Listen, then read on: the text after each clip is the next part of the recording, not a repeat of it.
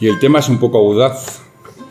Es un tema que generalmente no se trata en Occidente. Es un tema muy específico de filosofía hindú, que quizás tenga más fama por algunos de los ideales que presenta, que fueron importantes, por ejemplo, para Gandhi y para muchos movimientos, incluso políticos, el mismo Nelson Mandela, por ejemplo, y otros.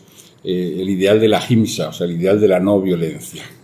Eso tornó más conocido y casi se convirtió incluso en una herramienta política, estos valores y otros, porque Gandhi, cuando estudió el jainismo, él quedó muy, muy sorprendido por su filosofía, por las historias, por la literatura. Piensen que el jainismo es un movimiento que tiene tantos años como el budismo o más, después hablaremos de eso, y ha desarrollado a lo largo de esos 2500 años una inmensa literatura. Y estudios de matemáticas, hubo grandes matemáticos que eran jainistas, y muchos textos de filosofía, y fue una religión, filosofía, muy promovida por los reyes de la India. Tuvieron siempre el patrocinio de ellos, o por lo menos una gran parte del tiempo, hasta que llegaron los musulmanes, y eso les permitió desarrollar mucho el aspecto cultural.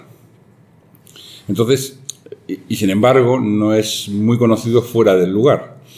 De hecho, antes estábamos comentando con el profesor Antonio Romero, y me imagino que no vendrá ningún jainista de la línea Digambara, porque estos vienen desnudos totalmente, y lo mismo viene y no le dejamos pasar, y es un jainista de la línea Digambara.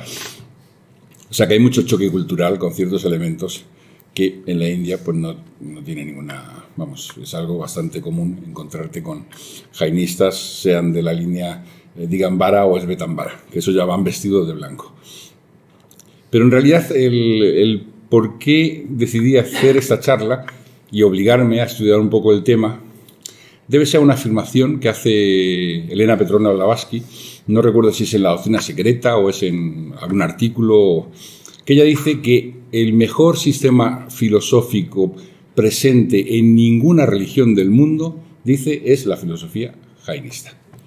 O sea, ella dice que el mejor sistema, repito, filosófico, es aquel que presenta la corriente jainista. El más parecido a lo que presenta la doctrina secreta como planteamientos, luego la teosofía, etcétera, es cómo se plantean los temas y los conceptos y la cosmovisión que tienen los jainistas. Claro, eso me hizo, en algún momento, hace ya varios años, pues comenzar a leer un poco y luego un poco más. También es verdad que es un mundo aparte, o sea, es un mundo muy concreto, muy definido. El cosmos que presentan los jainistas en sus textos es una locura, debe ser muy difícil de entender. Yo no me arriesgo de ninguna manera ni a entenderlo. Voy a presentar algunas ideas básicas y ya está. El simbolismo también, debe haber un simbolismo igual que lo hay en las famosas estancias del Xi'an o en ciertos textos de escuelas muy antiguas o en el Popol Vuh. El simbolismo debe ser muy, muy profuso y muy difícil de acceder sin una enseñanza oral. Con lo cual, pues entre eso y que se desarrolló muy concretamente, no tenían finalidades de expansión, ellos nunca tuvieron ese ideal de expansión como doctrina, pues prácticamente se desarrolló en la India. Y sin embargo, pues desarrollaron toda una literatura y una filosofía muy, muy interesante. Y eso vamos a ver un poco en qué consiste esa filosofía jainista. Es más fácil que ellos sean conocidos por la parte religiosa, incluso folclórica. O sea, repito, aunque comenzó, la religión jainista surge con Mahavira. Mahavira en el fondo es el recreador, porque había ya un jainismo anterior. Y estamos hablando del siglo VI a.C.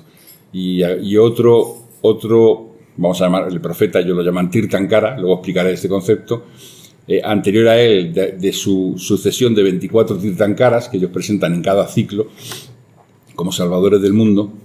El anterior fue Parsva. Y tanto Parshva como Mahavira son personajes históricos. Ellos están en la historia. Los otros, el anterior se llama Nemi, se dice que habría sido primo de Krishna, ya no está tan fácilmente en la historia. Y luego los anteriores, piensen que a veces los anteriores son de hace 20.000, 50.000, 100.000, 1 millón de años, los Tirthankaras anteriores. Eso ya, cuando describe cómo era la Tierra cuando ellos recibieron la iluminación, es evidente que es muy semejante a la doctrina secreta, pero en su simbolismo, o sea, no en las afirmaciones que hace, sino que es...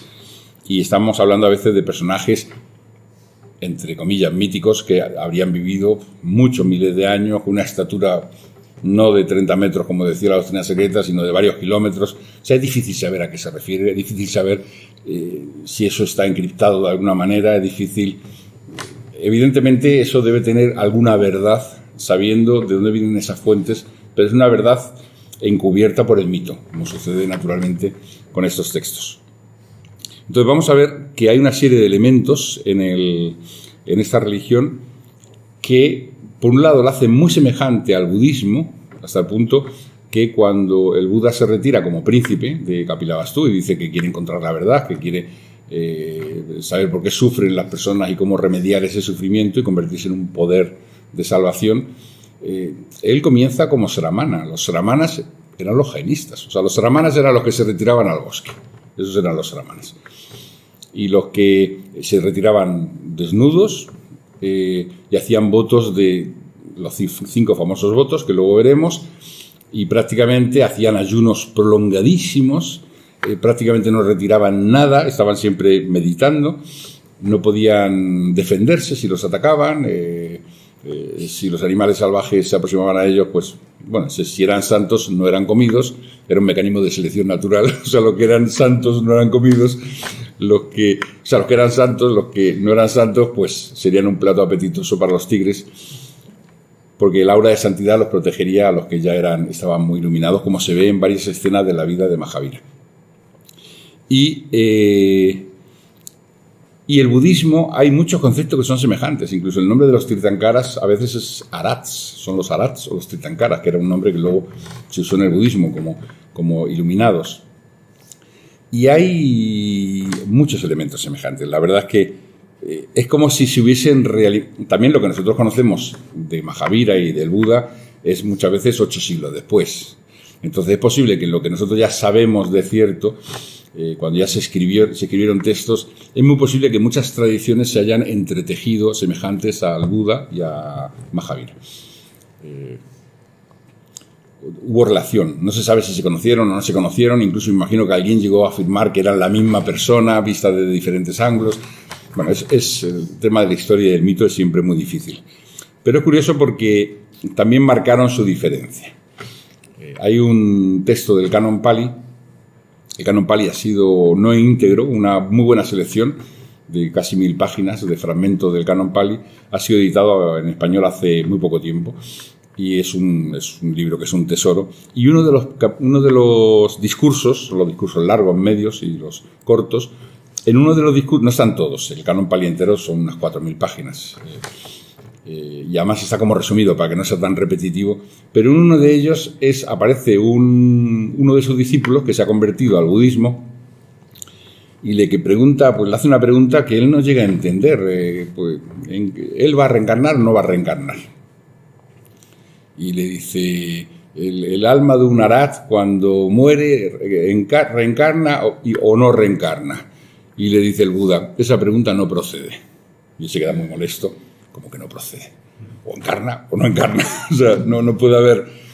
Y se la vuelve a repetir y él le dice que son afirmaciones que no tienen sentido, no proceden, y el otro le dice que si no le explica eso que le va a dejar, que se vuelve al... No lo dice, pero se entiende que era jainista, que se vuelve al jainismo, y él le dice, es lógico que no lo entiendas, porque tú has sido educado en otro movimiento filosófico o en otro pensamiento, has tenido otros maestros, pero él se presenta claramente contrario a una de las piedras angulares de la filosofía jainista, que es el Anekantevada, que significa visión, que nadie tiene un saber completo de nada. O sea, siempre existen perspectivas. O sea, nadie, salvo un Arhat, que ahí entra en la esencia de algo y puede tener la visión total, absoluta de cualquier cosa, salvo el que llegó a ese estado, que es un nirvani, ¿no?, en el sentido budista, o un kevalin, lo llaman los jainistas, un liberado, o también le llaman un jina, un vencedor, o un siddha, un poderoso, aquel que despertó todos sus poderes del alma. Entonces, salvo esos, que es el último estado evolutivo del alma humana, todas las demás personas tenemos visiones parciales. Entonces, ellos, tratando de generar no violencia y ecuanimidad, siempre presentan esto y es fundamental para ellos. O sea, si no concuerdo, mira, que quizás lo estás viendo, quizás tú tienes razón, lo estás viendo desde otro ángulo. Y ellos incluyen la famosa historia que estas historias nunca se saben si son originalmente jainistas, si son budistas, si son del Panchatantra, porque aparecen en todos los sitios, aparecen en el Panchatantra, aparecen en los textos budistas, aparecen en los textos jainistas, y nunca se sabe quién fue la fuente, pero refleja muy bien la idea de que no existe solo una perspectiva de lo real.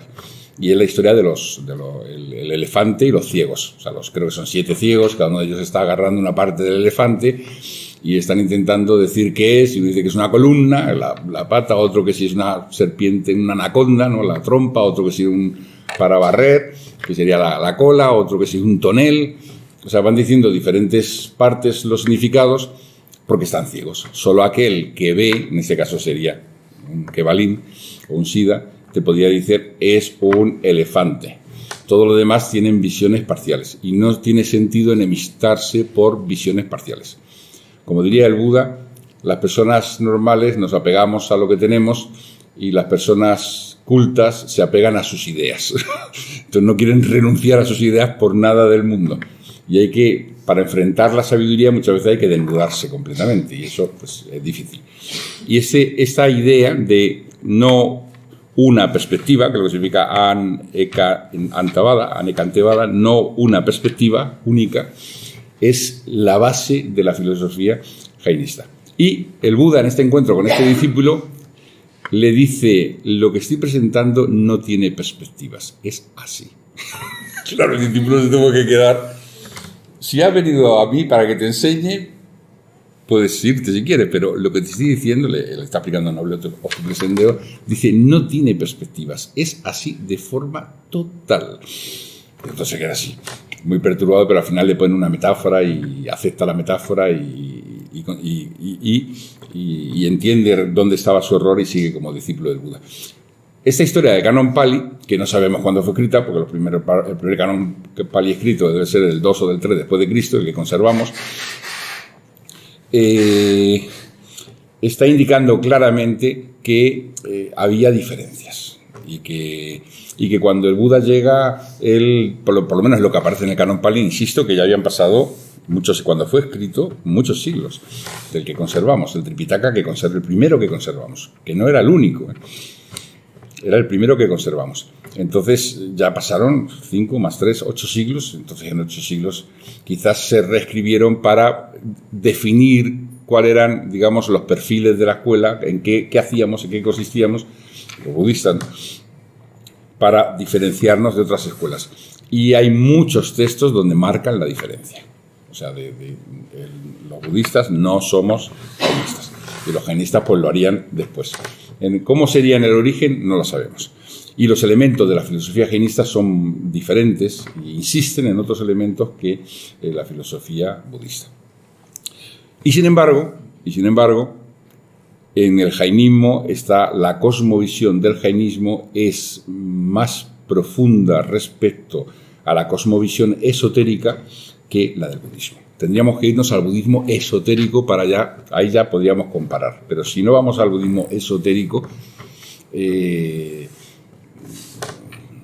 quizás o el Vajrayana o más incluso, quizás más todas doctrinas superiores a una al Vajrayana, que son las que presenta resumidas Blavatsky en su doctrina secreta, la doctrina de Kalachakra, por ejemplo. Salvo esa, quizás la que más se asemeja a la cosmovisión esotérica según decía Blavatsky, sea la jainista. Entonces vamos a ver por qué, vamos a ver algunos elementos. Lo primero de ellos es la doctrina del Jiva. Esa es una doctrina importantísima que para los que hemos estudiado en Nueva Acrópolis es la doctrina de Atma. Prácticamente lo que nosotros enseñamos sobre Atma es lo que ellos enseñan sobre Jiva. Ellos dividen siempre entre un Jiva y un Ajiva, que podría ser, estamos hablando de sustancias, es una palabra que ellos dicen draivias, son sustancias infinitas, son sustancias omnipresentes, son siempre las mismas, no tienen variación, o sea, tienen modos. Es curioso porque la filosofía del jainismo a veces es muy semejante a la de Spinoza. Hay modos en la sustancia, pero la sustancia es eterna, es infinita, y ellos hablan de 6 sustancias. Una de ellas es el ser, o sea, es el sujeto, es el yo, es el jiva. Y las otras 5 son las no jiva, que sería el no yo. Curiosamente, en el budismo, en el más antiguo, vamos a encontrarnos siempre cómo el yo se libera examinando todo lo que hay en él y fuera de él para darse cuenta de que no es él. O sea, para separarse y así desarraigarse y separarse de todo aquello que crees que eres tú, mas no eres tú. Esa doctrina es muy también del jainismo. Hay muchos elementos que se repiten. Entonces, el jiva porque ellos no aceptan un Dios. O sea, debe ser de las pocas religiones en el mundo sin Dios. O sea, no existe Dios, existen 6 sustancias. Esas 6 sustancias son eternas. Lo impregnan todo, nada está fuera de ellas. Y de ellas unas son los jivas. Los jivas es una sustancia, pero no se dice que sea un ser, es una sustancia que en sus diferenciaciones más pequeñas se convierte en jiva. Y los jivas son unidades eternas. O sea, son unidades eternas, unidades inteligentes, conscientes, y son las que se encadenan al mundo y las que tienen que liberarse del mundo. O sea, se encadenan al no jiva, a las otras 6 sustancias, quedan encadenadas a las otras 5 sustancias, y ahora tienen que liberarse. Cuando tienen conciencia de que están prisioneras, que es en un estado determinado del jiva, hasta que no tiene mente, hasta que el jiva no posee mente, no puede, o trabaja con la mente, no puede adquirir conciencia de sí. Cuando el jiva quiere conciencia de sí, puede, si quiere, comenzar el camino de la liberación, o puede, si no quiere, meterse en el mundo más y más hasta que el karma le recuerde y el sufrimiento que no es ese el camino. O sea, el jiva lo sabe todo.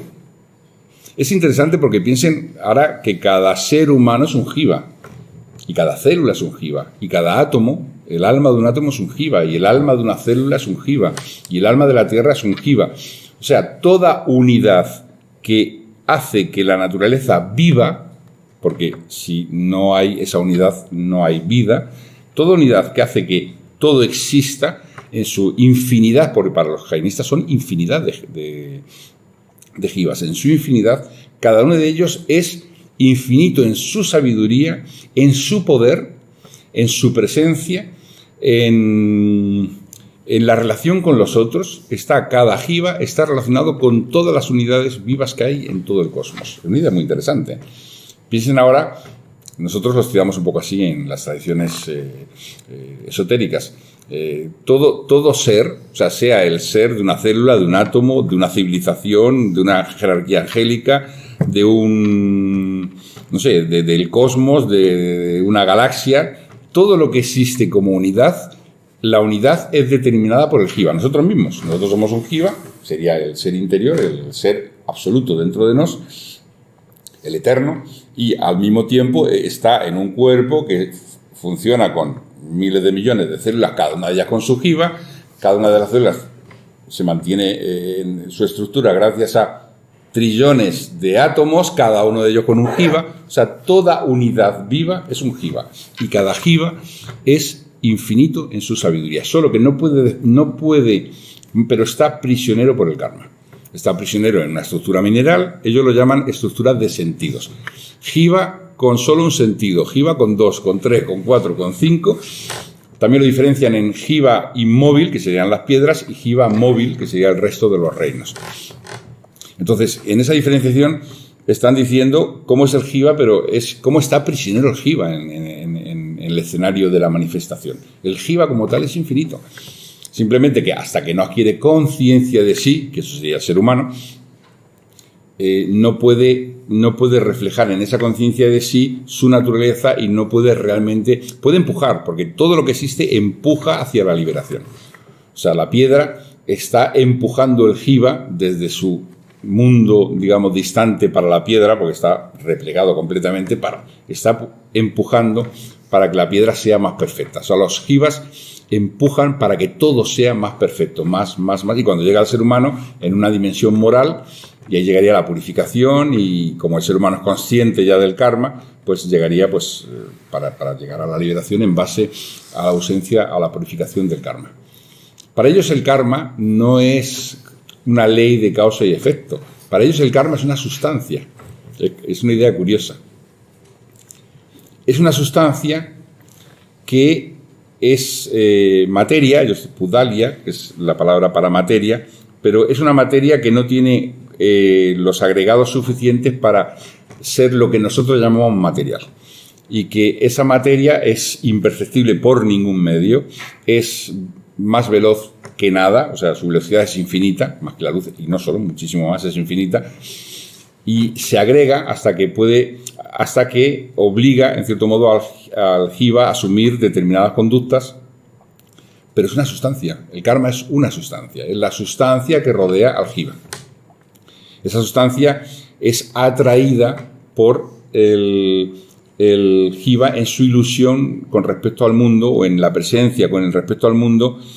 Según los svetambaras o los digambaras, uno de ellos dicen que se pega al jiva, como si fuera un traje.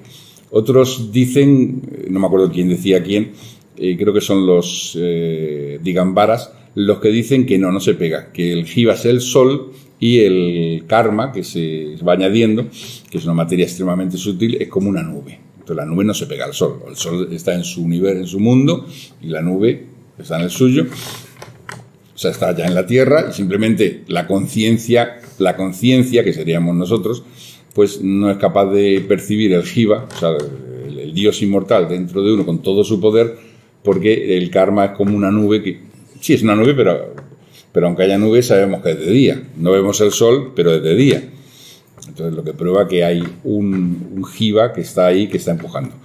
Entonces, esa doctrina del karma es muy curiosa, porque todo lo que hace el jiva, o sea, el ser, cuando ya llega a la condición humana, para liberarse es deshacer el karma. Evidentemente tiene que no provocar nuevo. O sea, eso implica un discernimiento. Pero incluso no provocando nuevo, el que tiene ahora tiene que irlo deshaciendo, como disolviendo. Usan la palabra disolviendo.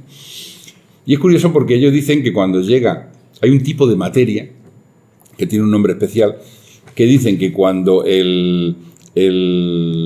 la persona se convierte en un sida y llega ya al último grado, a la liberación, lo que sería se convierte en un kevalín o más, en un tirthankara, dice que en ese momento hace una irradiación que llega al cosmos entero.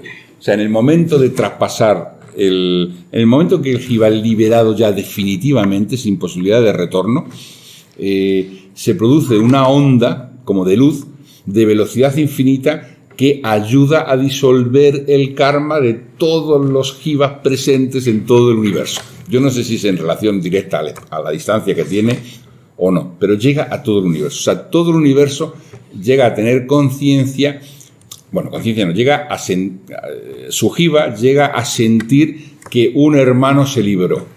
Es una idea muy interesante. Un jiva hermano se liberó. Esto aparece también en los textos budistas, fragmentos bellísimos de cuando llega al nirvana, conquista el nirvana, pues el iniciado, como toda la naturaleza repite como un eco, llegó, lo consiguió, o sea, todo, pero aquí en el jainismo no es la naturaleza de la tierra, es el cosmos entero, como si fuera una campana, ¡bam!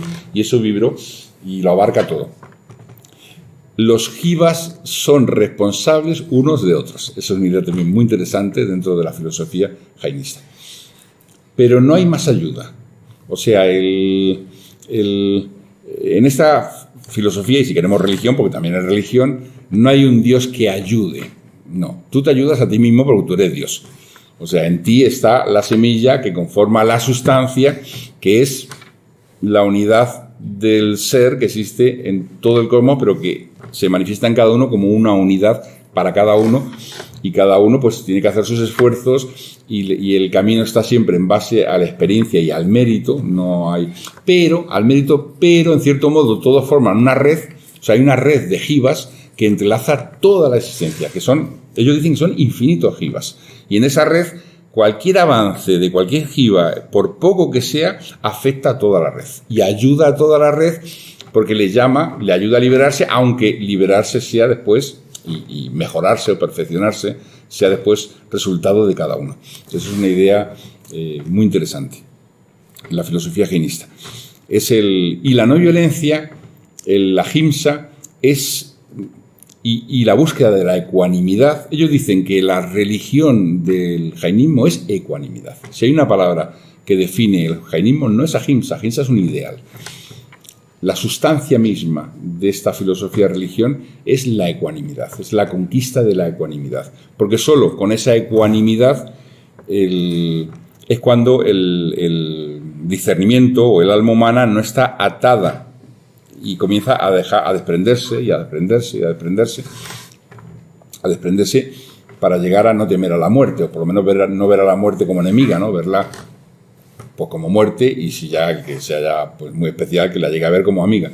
Hay una historia jainista sobre esto, ellos hacen muchos cuentos, tienen muchos cuentos. Insisto que los cuentos muchísimo, porque ellos usan su literatura usa mucho la historia como elemento ejemplificador, y muchas veces son fábulas, y una de ellas, que aparece en el Panchatantra, en las historias budistas, y nunca se sabe cuál es el original, porque cuál es el original, es la famosa historia de una persona que, huyendo de unos bandidos, de unos bandoleros, se entra en un bosque, y en el bosque encuentra un elefante, y el elefante le persigue.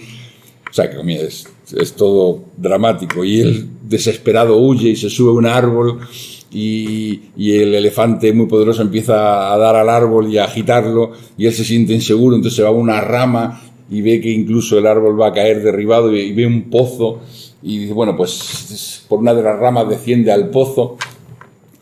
Y en esto que llegan unos monos enfurecidos que le comienzan a tirar piedras estando en el pozo.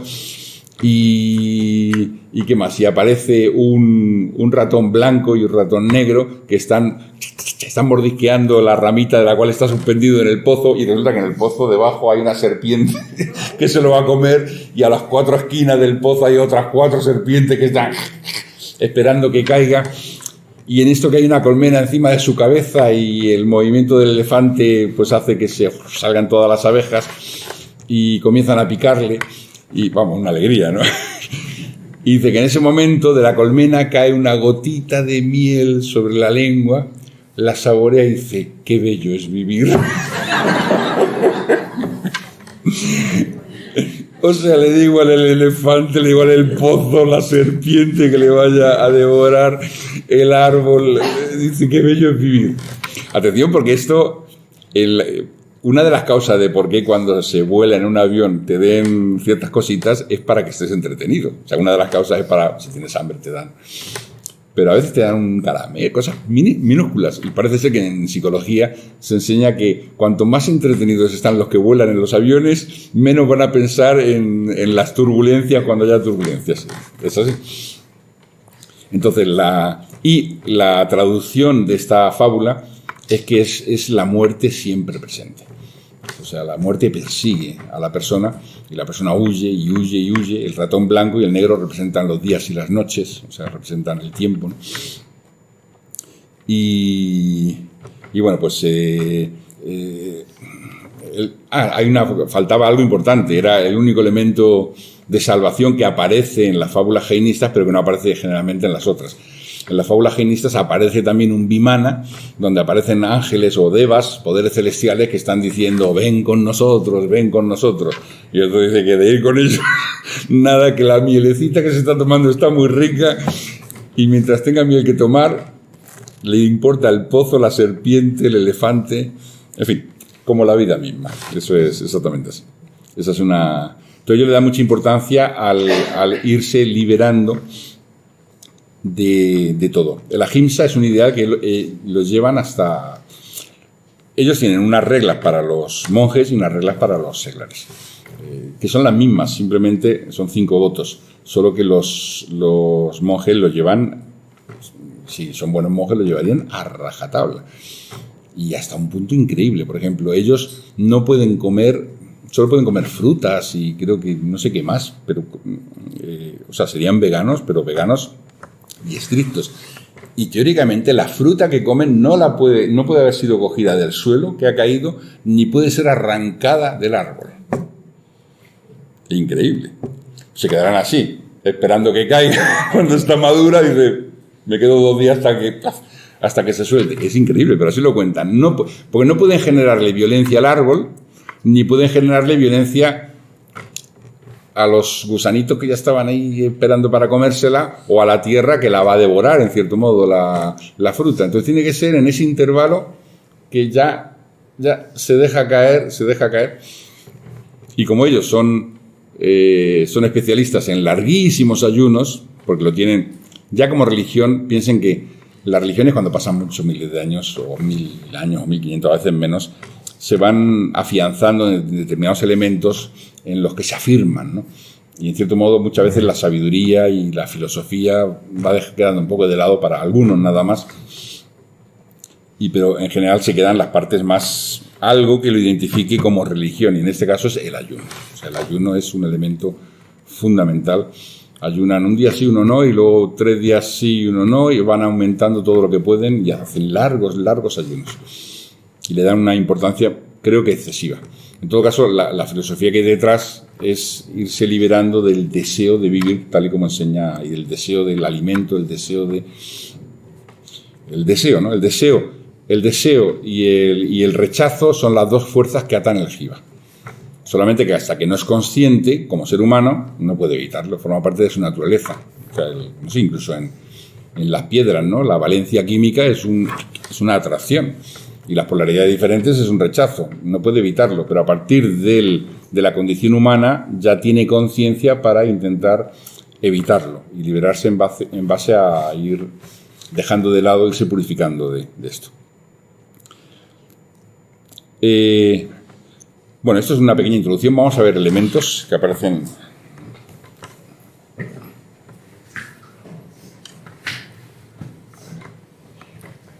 Su cosmovisión es muy compleja. Esto es el Jambudvipa, la Tierra, el continente Tierra, rodeado de esferas de agua, de tierra, de diferentes esferas, y con el cosmos en diferentes planos de conciencia donde habitan los diferentes seres. Esta es una recreación muy bella que existe. Ahora vamos a ver una que sea más de diagrama. Bueno, luego después.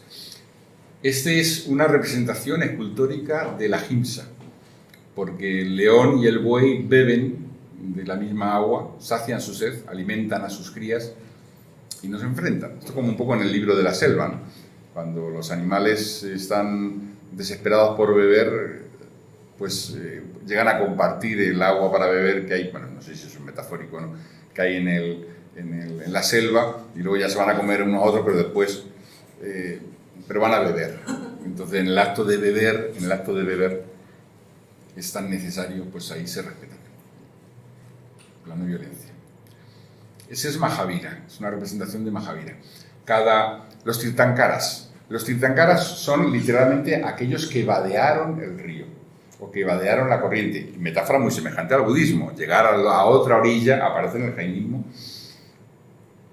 En este caso es más vadear. A veces se traduce como construir un puente y pasar de una orilla a la otra. O sea, atravesar la existencia con todo su sufrimiento. Y aquellos que consiguieron crear un puente o vadear el río y guiar a todas las otras almas, seres humanos que son los conscientes, para poder también vadear esa corriente por donde ellos fueron. Son una especie como de avatares. Los tirthankaras son avatares, exactamente el mismo significado. Pero hay una diferencia, y es que ellos se quedan ellos no pueden intervenir después de la muerte, ya no intervienen, y de hecho no solo después, antes incluso, porque cuando hacen el voto de renuncia, renuncian. El otro día estaba viendo un documental en la India aún hay muchas jovencitas que hacen el voto de monjas jainistas, y la verdad que es increíble, porque se tienen que casar, o sea, hacen una ceremonia de matrimonio con todo el ritual, el cortejo, el carro triunfal, el acompañamiento de los familiares, vestida como matrimonio, o sea, para casarse, y es que va a hacer los votos. Y en esa caminata, en ese cortejo, se despide, aún hoy, se despide el que entra como monje jainista, se despide de todos los familiares y de todo el mundo y de todos los conocidos, ya no existe para ellos, no puede existir para ellos, desapareció. O sea, la idea que está subyacente es que aquel que entra y hace los 5 votos a nivel de monje, que generalmente lo hace la gente ya con más edades, dejan la vida mundana a los 40, a los 50 y hacen los votos ya como monjes. Pero es interesante porque ahí aparece el padre que se está despidiendo de ella y para él es un lujo que se convierta en una monja jainista, y luego hacen una ceremonia donde le arrancan los cabellos uno a uno en mechones. Es como la renuncia. Y que dice, Dios santo, el sufrimiento que tiene que estar pasando físico de dolor, y está la jovencita ahí, está en éxtasis.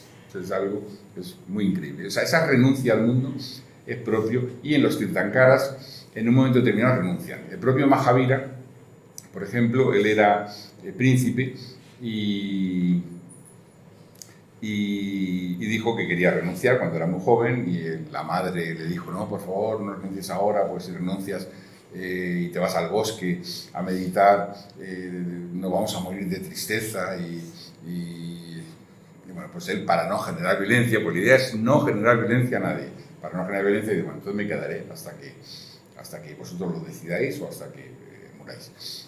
Entonces, bueno, ahí muere el rey, muere la reina, y ya le dice al hermano que era rey, ahora ya me voy al bosque, y dice el hermano, por favor no te vayas, porque mi vida sería tan triste si tú te vas y tal. Entonces, bueno, dame por lo menos 5 años, y se queda 5 años más, y después de, no sé si son 5 más, y luego se retira al bosque y ya comienza se desnuda completamente, y se retira al bosque a hacer sus meditaciones, y bueno, la gente en el bosque le tira piedra, le maldice, le pisotea, y él no está en el mundo, o sea, está ya en su esfera de irse liberando de todo.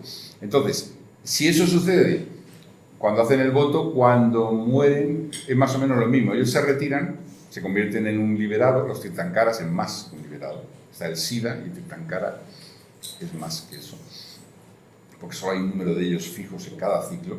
Entonces se convierte y queda en el plano superior del alma de la tierra, o sea, nosotros en nuestro lenguaje lo diríamos como Manasatma, quizás, o sea, en el plano superior, quedan como liberados, y como liberados ejercen una influencia benefactora, pero no pueden preocuparse de los asuntos humanos. O sea, de hecho, desde que entran en el camino de la renuncia, no deberían preocuparse de asuntos mundanos. Hay una historia que se cuenta de un sabio que estaba en el camino de la liberación, y le dice, y pasa un monje y se encuentra con él y charlan, y se da cuenta que por el aura que tenía ya era irradiante, estaba en la perfección. Luego se encuentra con Mahavira y le pregunta, ¿en qué estado? Él ya se va a liberar en esta vida, este personaje. Y le dice Mahavira que sí, que se va a liberar, pero que le quedan unos últimos retoques. Y en esto, que era un príncipe que había abandonado todo, de repente le traen la noticia de que han invadido su reino, de que iban a violar a Antigua no sé cuánto, que sus hijos se le han hecho prisioneros. Y claro, le viene toda su sangre real para decir, voy a rebelarme contra esto, voy a ejercer justicia, voy a reunir un ejército. Y en ese mismo momento se da cuenta y dice, yo no puedo hacer eso, yo renuncié. O sea, mi renuncia fue total, y aunque se irrita muchísimo, pero luego se da cuenta y dice, no, eso ya no puedo intervenir. Ese no poder intervenir es muy propio del jainismo. No puede intervenir de esa manera, porque luego los que ayudan a más gente y los hospitales, los jainistas son famosos por los hospitales y los hospitales de animales, pero desde hace bastantes siglos. Ya Blavatsky describe cómo funcionaban los hospitales de animales en la India y eran siempre regidos por jainistas, pero animales, cualquier animal, no solo mamíferos, insectos, o sea, cualquier animal que está sufriendo porque, no sé, le perdió una patita a un insecto, una mantis religiosa o lo que sea, y van ellos y lo calman y lo serenan y hacen lo que pueden para hacer la vida menos dolorosa. Es quizás la religión más ecológica que exista, aunque insisto que ya pasaron 2500 años y quizás perdieron bastante de su esencia de sabiduría, pero a nivel de conducta, la más ecológica que existe sin duda es la religión jainista, porque es ofensa mínima a la tierra, al agua, al aire, a los otros, o sea, es no contaminar, casi como los parsis, ¿no? No contaminar. Bien, pues volvemos para atrás. Cada Tirthankara tiene un símbolo asociado, tiene un animal emblemático asociado y algunos signos además. Son parecidos a los budas, están a ver que son semejantes en bastante a los budas. Pero Mahavira es representado por la esvástica, pero la esvástica es un símbolo jainista en general. Mahavira es el fundador del jainismo histórico. Pero la esvástica de Mahavira, fijaros que tiene 4 puntos, como el símbolo de la religión, que es una esvástica con 4 puntos, pero tiene los brazos curvados así. Ese es el símbolo de Mahavira. La esvástica con los brazos curvados de esa manera, y luego el león dorado y a sus pies, bajo sus pies. A veces la única forma de identificar a los Tirthankaras en su iconografía es conocer los animales simbólicos y los colores. Cada uno de ellos tiene un color, algunos son dorados, otros son azules, además eso es preceptivo, no se puede mudar. Y luego en este caso Mahavira además tiene como señal, una señal que a veces en algunos se llama la señal de Vishnu en la India, y que aparece también en el jainismo, pero en este caso aparece con la forma como de una flor que se abre en rombo, de forma romboidal, que es la que aparece en el pecho. Ese es el símbolo de la religión jainista. En realidad eso fue adoptado en 1975, fijaros, que fue hace muy poco tiempo. Porque ya las diferentes escuelas jainistas pues había divergencia y pues tuvieron que hacer una concordancia y pues les costaría y al final lo consiguieron. Pero en general el símbolo básico del jainismo, no del 1975, sino de siempre, es la esvástica con 4 puntos, sin brazos curvados. Brazos curvados es solo para Mahavira. Luego se usa el símbolo de la cosmovisión, que es una especie se te dice que parece una persona con los brazos así puestos en jarra. Una mujer parece que está con los brazos en jarra. Y tiene muchos significados. Este es el que dicen. Evidentemente, como los símbolos tienen significados muy diferentes y con muchísimas profundidades diferentes. Una que le dan los jainistas actuales es los diferentes tipos de seres. Los que habitan en el cielo, esos son los diferentes puntos. Los que habitan como humanos, los que habitan como animales y los que habitan en el infierno. En realidad, generalmente se asocia los 4 puntos con los seres que están sometidos al karma. Es como si la esvástica fuese el símbolo de la voluntad que gobierna el mundo y somete a todo al karma. O el propio Jina, ¿no? que está sometido y somete con sus acciones al karma y hace que el karma actúe sobre él en la esvástica. Y se habla también de los 4 destinos del mundo mundano y los 3 puntos que están por encima son la recta fe, el recto conocimiento, la recta conducta. Luego aparece una especie como de luna, que ahí no estaba dibujada claramente, una luna, que sería aquello que separa que sería la gran sabiduría, lo que separa las almas liberadas de las que no. Y en ese punto, que sería una especie como de nirvana, en el sentido budista, en ese punto es donde moran las almas liberadas. Luego también aparece el símbolo de la no violencia, de ahimsa. Pero es curioso porque el ahimsa aparece con un mudra que es la valla, creo que se llama, es no tengas miedo, no temas. O sea que esa no violencia no es un símbolo de ninguna manera de debilidad, es un símbolo de infinita fortaleza. Esa capacidad de fortaleza del alma, ese ser fuerte, fuerte, fuerte como el diamante, es el que permite no ser nada violento, porque toda violencia es una forma de debilidad en el fondo.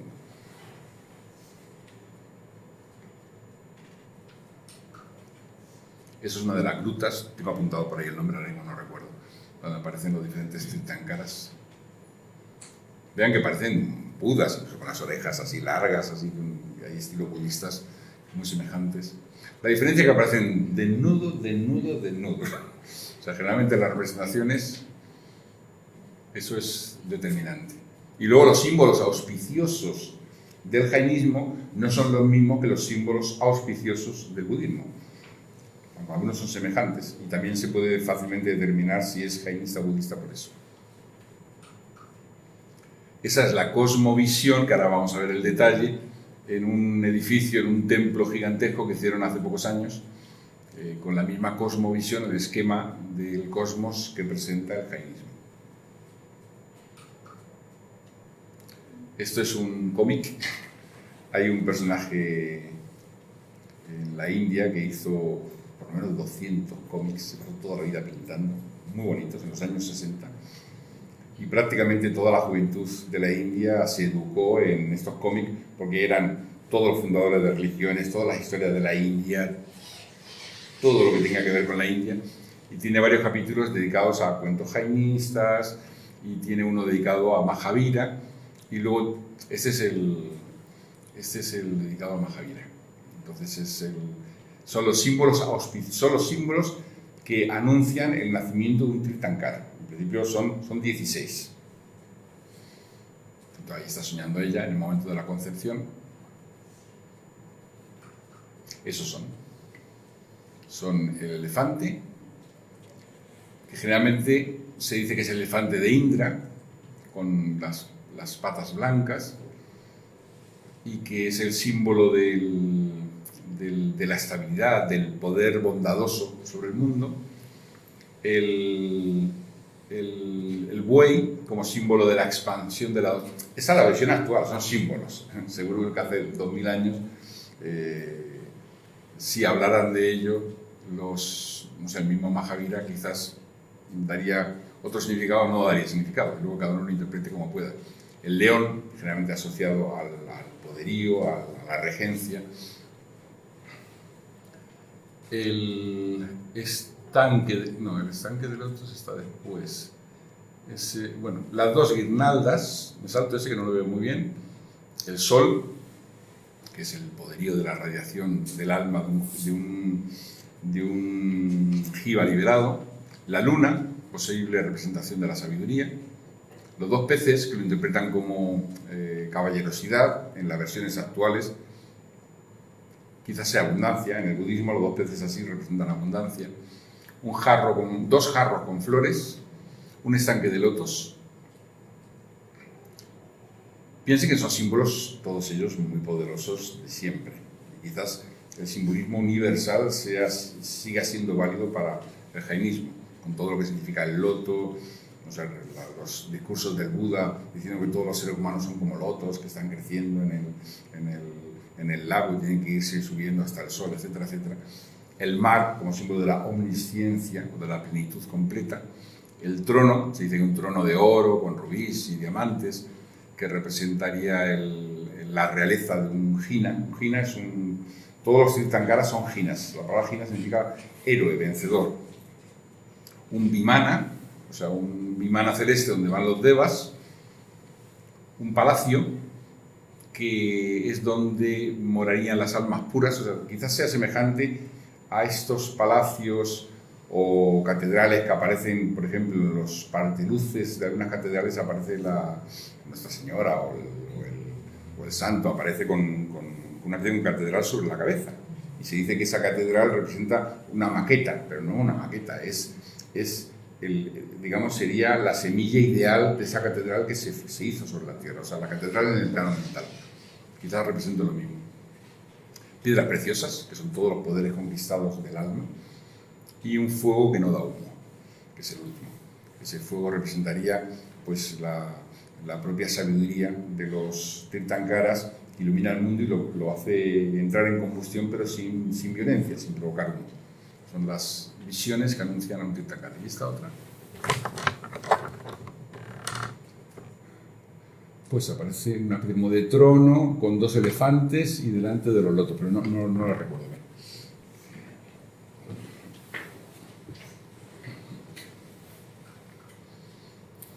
Eso es también de un templo jainista, y es curioso porque aquí están haciendo como 5 figuras humanas, están haciendo una esvástica, una especie como de esvástica. O sea, serían como 4 de las direcciones o 5 realmente, con una cabeza central que emerge como si fuera la cabeza de todos al mismo tiempo. Esta es la famosa rueda del tiempo jainista, que incluso ellos tienen representados en algunos templos una rueda gigante con los radios de las ruedas son de diferentes tamaños, no iguales, y eso genera como disonancias en el giro, representando las disonancias en el giro del tiempo según en qué ciclo está o cómo está, etcétera, etcétera. Y tiene 2, es el Asvapani, que es la entrada en la materia, con un sufrimiento que va sumándose más y más, y luego la salida de ella, que es el Utsapani, que es la segunda mitad del ciclo de creciente felicidad. Los tiempos son tiempos de miles de millones de años. Los tiempos y ese es un ciclo, o sea, es un ciclo de rueda del tiempo. Es un poco como lo que nosotros aprendemos en la doctrina secreta de Blavatsky, de un ciclo de 4 globos, o de 7 globos, mejor. Del globo A, B, C, D, que las almas entran y van teniendo cada vez más relación con la materia, hasta que llegan a estar crucificadas en la materia, y luego las humanidades en que también van entrando hasta que llegan a tener el tamaño mínimo, el máximo sufrimiento. Evidentemente viene de lo mismo, solamente que en la religión jainista, con las enseñanzas de Mahavira, lo explicó de esa manera. Entonces la primera parte del tiempo es Susan. Susan es lo mismo que Sukha Sukha. Sukha Sukha es felicidad, felicidad. Sukha Sukha, felicidad, felicidad. No existe el sufrimiento, es pura felicidad, inmensa felicidad. Las personas son gigantescas, miden cientos de kilómetros de altura. Bueno, un simbolismo que habría que ver cómo los jainistas actuales, claro, dicen que es simbólico y que muchas veces no entienden el significado, los que sean más honestos, porque ¿quién explica esto realmente? Y luego estarán aquellos que piensan que era auténtico, que era real, que éramos así. Luego la segunda es felicidad, Susan o Sukha. La tercera es Sukha, pero ya entra el sufrimiento, que es Dukkha. Ahí ya vean que el tiempo se va acortando, porque a la medida que entra en la relación con la materia, o se cae en la materia, se cae en lo profundo, el tiempo se acelera. El tiempo se acelera porque no hay paz, hay esa experiencia dolorosa, pues en un tiempo rápido, ¿no? Hasta que se llega a un caos completo, y de ese caos, que sería el equivalente al Kali Yuga hindú, se emerge otra vez lentamente. El siguiente es, ahora prevalece Dukkha sobre Sukha, vean, antes era Sukha Dukkha y ahora es Dukkha Sukha. Ahora prevalece el sufrimiento sobre la felicidad. Y la final, que ya comenzó hace bastante tiempo, hace miles de años, es Dukkha. No sé, Dukkha no es la final, es Dukkha Dukkha, desastre completo. O sea, dolor, infelicidad. La vida se encarna y desde que se comienza hasta que se termina es una sucesión de infelicidades.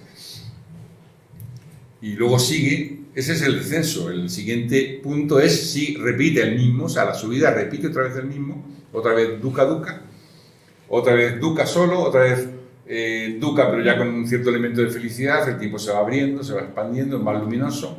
Luego Sukha Dukkha, o sea, ahora prevalece la felicidad, ahora es felicidad, no hay ya sombra de sufrimiento, y finalmente felicidad, es el fin de un ciclo. Esa es la rueda del tiempo. Ellos trabajan con potencias de 10 enormes. O sea, de hecho, los matemáticos jainistas, a diferencia de los hindúes, son los primeros que trabajaron con números como 10 elevado a 137, 135, con nombre y atributos. que es el incontable, el infinito. Ellos hacen cálculos matemáticos muy curiosos. Incluso una de las preguntas que se hacían los matemáticos, porque los cálculos matemáticos tenían que ver con cuestiones metafísicas generalmente. Dice, si el karma de un jiva es tal, ¿qué potencias de 2 necesita para llegar a liberarse? Son curiosísimos los ejemplos matemáticos. Y una de las preguntas que hacen es ¿cuál es el número de almas encarnadas en la Tierra, de almas humanas encarnadas en la Tierra? Porque aunque el número de jivas sea infinito, el número de jivas que entran como seres humanos en la Tierra no es infinito, es un número fijo. Es una idea muy interesante. No lo dice. Dice entre, no me acuerdo cuál era el número, pero era más o menos entre 10.000 millones, creo que era entre 2 elevado a, no sé si era 20 o 22, no me acuerdo cuánto era, y luego 2 elevado a el doble, la potencia del doble, con lo cual ahí no sabes nada, porque es más o menos te da entre 10.000 millones y 1 billón de almas. Dice, está por ahí. Elige cuál es. Porque claro, eso posiblemente, como lo decía el fundador de Nueva Acrópolis, en las escuelas de misterios y en la más alta iniciación se sabe ese número. Pero claro, saber ese número exacto, pues, porque si la Tierra llegara tuviera tantos cuerpos como almas y comenzaran a nacer cuerpos sin almas, pues es un anuncio de catástrofe total. Esa cifra lo saben los iniciados y los demás, pues, dicen ambigüedades, pero las dicen. O sea, hay un número fijo de almas. Esas son las 6 sustancias, Dravya. Una de ellas es Jiva y las otras son la Ajiva, que es la no alma. Pero son todas eternas, todas impregnan todo lo que existe, no son superiores unas a otras, no hay superioridad de una con respecto a otras. Simplemente aquello que es alma tiene que liberarse del karma que está asociado al escenario que crean las otras sustancias, que son materia. El propio karma es una forma de materia, está dentro de la categoría de Pudgala. 2 muy misteriosas, que no las comprendo para nada, a pesar de las explicaciones. Es el Dharma, que para ellos no es la ley de la rectitud, como para el hinduismo. El Dharma para ellos es el movimiento de la vida. Es el propio movimiento, el medio del movimiento. Pero luego para ellos el adharma es el medio del reposo. ¿Qué querrán decir? Luego está el espacio, que el espacio, casa y tiempo, kala, todos ellos son infinitos. Infinito, lo impregnan todo. No hay nada en el cosmos donde no exista dharma y adharma, donde no exista materia, donde no exista jiva. Es muy de física o cosmología actual. O sea, no hay un punto en todo el cosmos donde no exista movimiento, donde no exista reposo. Debe ser las islas que se hacen de reposo relativo, como el centro de una galaxia, en cierto modo es un punto de reposo. Donde no exista materia, donde no exista espacio, que está hecho de infinitos puntos, no es un número limitado. Igual que no es limitado los jivas, no son limitados los átomos de espacio ni los átomos de tiempo. El universo no nació en ningún momento, el universo es infinito, siempre fue infinito, nunca deja de ser infinito. Simplemente, además hay argumentos bellísimos sobre lo absurdo que es pensar en un Dios creador en el tiempo del cosmos. Esos son los 5 votos. El voto de la no violencia, el voto de la verdad, Satya, que por ejemplo Gandhi lo convirtió casi como en una herramienta política de lucha, el Satyagraha, lo explica muy bien en su biografía, cómo esa búsqueda de la verdad se convierte en algo que se impone y se mantiene y se sostiene frente a todos, cueste lo que cueste. La rectitud en base a la verdad. Luego el no apoderarse de nada que no haya sido ofrecido, o sea, no robar en las estrellas, pero en todos los planos de conciencia, en todas las situaciones y circunstancias. El brahmacharya, que es el voto de castidad, que es absoluta para el monje que hace los votos, y para los demás, pues ellos explican que consiste en fidelidad a la pareja.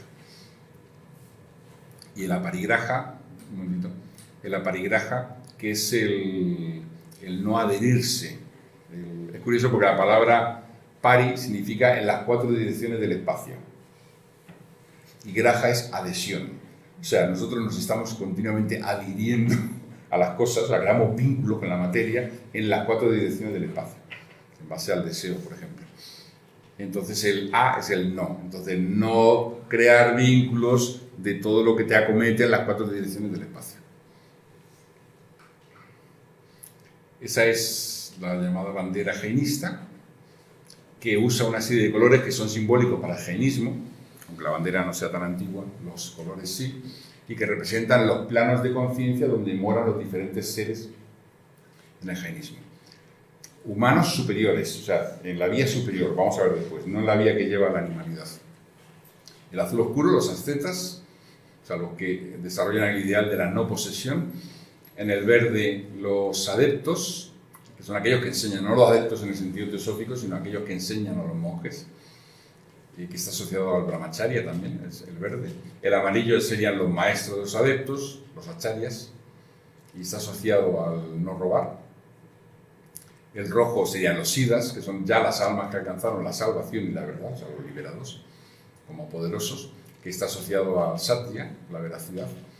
Y el blanco sería donde viven los arhats o los tirthankaras, o sea, aquellos que ya conquistaron todas las pasiones y alcanzaron la conciencia y la dicha eterna y tienen la omnipotencia del jiva. O sea, ellos son jiva, ya no hay nada que no sea jiva en ellos, con lo cual ellos son omniscientes, omnipotentes, en vínculo con todo lo que existe, unidos con el yo universal.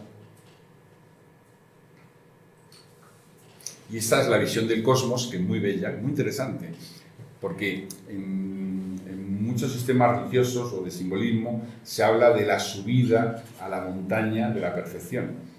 Entonces, en cierto modo, las almas van subiendo la montaña de la perfección, que es un triángulo, una pirámide, y donde esa pirámide de la existencia se une con un rombo, el rombo también es una figura importantísima a nivel simbólico, y cuando se une intersecta con el rombo del mundo ideal, en esa intersección viven los humanos que tienen conciencia y los animales que la están empezando a desarrollar, ya tienen sus primeros atisbos. Ellos son los primeros que primero los jainistas otorgan sensibilidad a todo. O sea, todo es sensible, porque en todo hay un jiva, todo debe ser respetado, ese es el ideal de la ahimsa. Entonces, en esa especie como de cúpula donde intersectan, ahí comienza la senda de la liberación para los humanos conscientes que quieren emprender esa liberación del karma. Y ahí, en ese mundo celestial que está empujando de las almas para arriba, estarían pues todos los semidioses y todos los seres celestiales, el Devaloka. Y por último, en el Siddha Sila, sería donde viven las almas liberadas. Eso es lo que veíamos, el edificio que veíamos antes, que querían representar esa visión del cosmos. Esos son los nombres de las diferentes partes del tiempo. Y vean, Susama o Sukha, Sukha, o sea, felicidad, felicidad, felicidad, o sea, los 6 que vimos. Y ahí dice, pues, lo que vivía acá las personas, lo que duraba ese ciclo de tiempo. Por ejemplo, el Dukkha Dukkha, el final, el oscuro oscuro dura 20.000 años. Pero luego te vas al felicidad, dolor, felicidad, y dura millones de años. Eso debe ser simbólico y sin saber la clave. Pero sí se habla también del tamaño de la gente en los textos, claro, es simbólico, pero en los textos se habla de que cuando lleguemos al Dukkha Dukkha, las personas serán así de pequeñas, serán infames y pequeñas, así. Y después ya sube, ya vivirán 20 años, ya después llegan a tener más pies, y ya son gigantes, en 7, 10 pies, eso ya Hércules, o más que Hércules, bastante más. Vivirán 120 años, después vivirán decenas de miles de años, al final miden, pues fíjate, 6 millas de altura, los que viven en el Sukha o Susama. Ya está. Después tenía varios artículos. Hay uno de ellos muy interesante. ¿Hay artículos? Son imágenes. Luego había textos de Word. Bueno, igual, ya lo que quería decir, lo voy a decir ahora. También ellos hicieron un contributo muy especial en la lógica. porque con la perspectiva esa del no solo una visión, en la kantiana, ellos desarrollaron una lógica que no es diferente de la aristotélica y que es incluso que es exclusiva de ellos, porque ninguna de las escuelas de filosofía de la India tuvo esta forma de pensar. Porque una de ellas es, ellos siempre comienzan el siat, que significa quizás, o en cierto modo. O sea, en cierto modo A es igual a B. O sea, no dicen A es igual a B. Dicen, en cierto modo A es igual a B. En cierto modo A es diferente de B. En cierto modo A no es ni igual ni diferente de B. En cierto modo es inexpresable. En cierto modo es inexpresable y es igual a B. En cierto modo es inexpresable y es diferente de B. Y en cierto modo es inexpresable y no es ni igual ni diferente de B. Tiene 7 categorías lógicas. Entonces todas las afirmaciones las van entrelazando con esas 7 categorías lógicas. Y claro, pues eso le da mucha ecuanimidad. Porque cuando alguien se enfrenta y dice, quizás... En el fondo es verdad, Sócrates es mortal. Es mejor decir, quizás Sócrates es mortal. Porque si Sócrates es mortal, ¿significa que no hay vida después de la muerte para Sócrates? Sí, pero ya no es Sócrates, ¿no? Sócrates. O sea, ser categórico siempre es un peligro. Por otro lado, hay ciertos elementos, hay que ser categórico. Un edificio, la mujer está embarazada o no está embarazada. No, quizás está embarazada. Sí, puede tener un embarazo psicológico, pero tiene un embarazo psicológico o no lo tiene. O sea, en ciertos elementos, en ciertos asuntos, pues llueve o no llueve. Sí, está la lluvia suspendida en el aire. El edificio está diseñado bien o no está mal diseñado, está bien diseñado. O sea, ¿se va a caer o no se va a caer? Si pone un edificio así, ¡blam!, se cae. Entonces, aplicar eso mal llevaría a gravísimos errores, pero bien aplicado es una forma muy ecuánime de enfrentar la vida. En definitiva, los jainistas y su filosofía nos presentan una forma de vivir muy ecuánime. La ecuanimidad es la clave de su conducta y en tiempos tan agitados como los que vivimos, que nos enfrentamos todos a todos y que no nos arrancamos los ojos cuando piensan de forma diferente por cortesía, esa visión ecuánime y ese aceptar la visión de los otros e intentar comprender la visión de los otros, como decía Sirran, tú no puedes hablar con otra persona si no intentas comprender su punto de vista. O sea, por lo menos tienes que intentarlo. Otra cosa es que lo consigas o no lo consigas. Otra cosa es que aceptes o no aceptes, pero por lo menos tienes que intentarlo. Y en eso la filosofía jainista ha sido verdaderamente reina y quizás un buen motivo para charlar de ella esta sesión que hemos dedicado a la filosofía. Muchas gracias.